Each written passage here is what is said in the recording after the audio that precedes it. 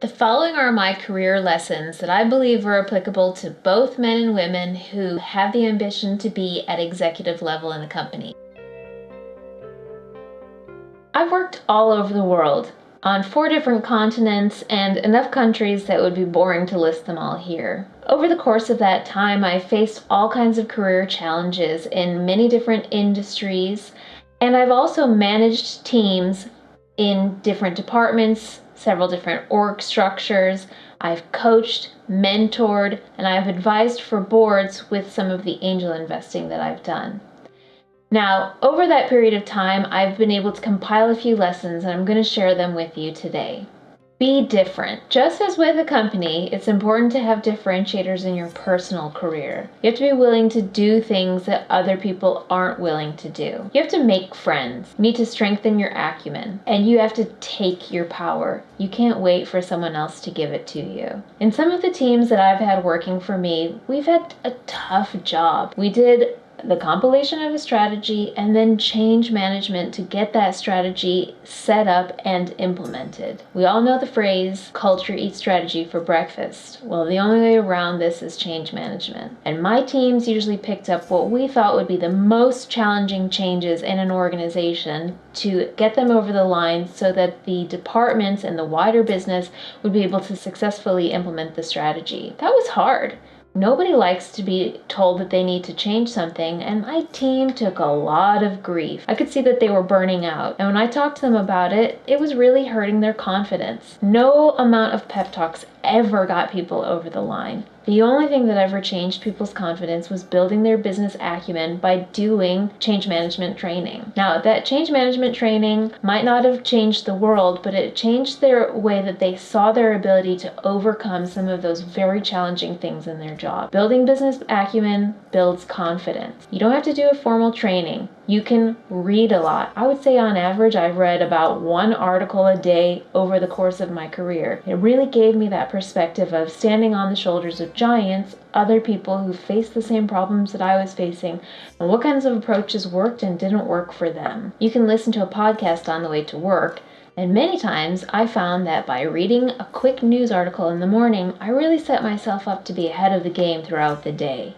because I knew what those insiders in the industry were worried about, and I was able to say, I can help you with your problems, and then later they would be set up to help me to achieve more. Make friends with the 3 F's. The 3 F's are FaceTime, frequency, and flattery. FaceTime and frequency are important to be taken together. You need to spend time with people, not just send them emails. Now, this can be a video call depending on if you're remote, but actually give people that FaceTime that allows you to get that full body feedback so that you're communicating on all levels. And studies have shown that a longer time is not as valuable if it's less frequent than a shorter time more frequent. You get in touch with people and you get the ebbs and flows of their life. It also lets you be in place when there's an opportunity to help somebody. Helping people has been a cornerstone to my ability to achieve things across my career, and I've heard this countless times from other people. A pro tip for making friends with people is to set up regularly occurring meetings with people. I set up regularly occurring meetings with the other people, my peers, who reported into the same boss as me. So what I did was set up a 40-minute meeting every 3 weeks. I chose 40 minutes because I really wanted it to be 30 minutes, and I figured sometimes people would be late, and if we finished up early, we could get done early.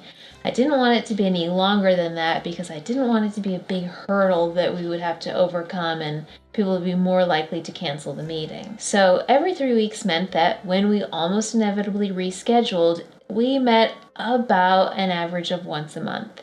Once a month for 40 minutes was something that was very achievable for me and the other person on the other side of the table. And then remember, flattery works. I'm not talking about being disingenuous, but it's important to recognize people for their accomplishments. Now, this is true with helping people or just a quick chit chat. Recognition is like a breath of fresh air to somebody, and it really shows that they matter and have an impact on the work that they've been contributing to and other people's lives. It's a very very important thing for motivation, and it'll really ingratiate people to you and your cause. Emotional intelligence is a really important part of this. Remember that emotional intelligence is about understanding you, your motivations, your fears, how you're feeling in any particular time and how that affects your behavior, and having that same thought about other people and the relationships between them. Make sure that you always have that emotional barometer out for you and other people as you're going through your day using the 3Fs.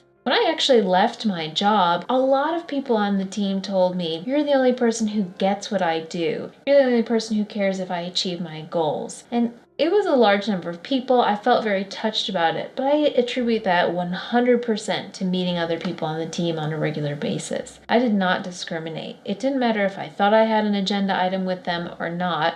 And I found that actually people I didn't expect to have an agenda item with, when I'd show up there, we actually got a lot done and we worked together more collaboratively than we would have otherwise. It was an extremely good experience for me to do that, and I think it's something that everybody should do. Take your power. People are unlikely to share their power. It can seem like a threat. You have to be willing to take the opportunities in front of you and ask for what you want. The first most important thing in taking your power is understanding when other people are trying to put their issues on you. In my career, one of the most prevalent issues that I've seen has been my youth for the roles that I was doing. I often got comments about my youth, being a young woman in those careers, that meant that I had to really prove my credibility over and over. People would also say things like, "Why don't you wear your hair differently and paint your nails more often?" Or, "You really shouldn't tell people when you failed in something and expose your vulnerability as a lesson learned."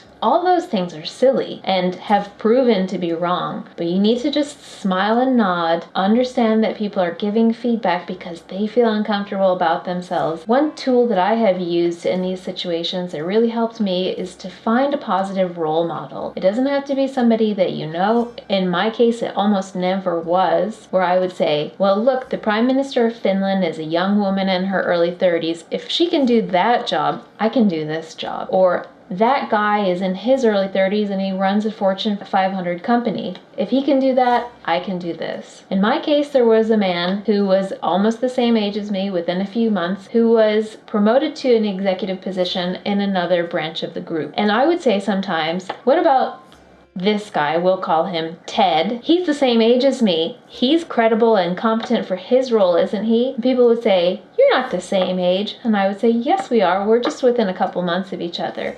And flip the script and try to change people's perceptions. People's perceptions are anchored to a certain point. You can always try to change that anchor. If it doesn't work on them, at least it's working on you. It's a mental game. Permission is unlikely. People aren't going to give you permission to step on their toes or go into their territory. But if you're going to achieve things and take on more responsibility means taking on maybe some of other people's territory from time to time. You have to be willing to do this in order to actually get those big achievements. I'm not saying to be ruthless. People have feelings and they will remember if you left a bad taste in their mouth, so do it nicely. Try to include people in the projects that you're working on if they're already established in an area that you've been invited into or you see an opportunity in, and make sure you consult them and get their expertise. It will only make your projects better. Just remember, haters are going to hate. Now, that is something that you cannot avoid. There has been nothing done that somebody didn't disapprove of, and there is no person in the world that somebody doesn't dislike. There is no way to please everybody, so let it be water off a duck's back. And then, lastly, build a coalition. That's a little bit the flip side of this, but there has to be somebody who wants to see you succeed. Try to get people in your coalition who aren't necessarily in your normal circle. Usually you need somebody who doesn't have an interest in seeing you in the position you're in. So that means probably not your boss and the people on your team, but look at the peers of your boss's boss, people outside the company, up-and-comers in other departments. We remember that we're the average of the people we're closest to. Make sure that in a work context, you're considering that and becoming friends with people who are like-minded with you, who are ambitious and want to see themselves getting ahead. You'll learn from them, and you'll all raise each other's possibility of success. Do things that other people aren't willing to do. Build your skills. Network even when you don't feel like it, and don't wait for permission. you won't get it. For more tips like these, subscribe to Millionaire Moxie.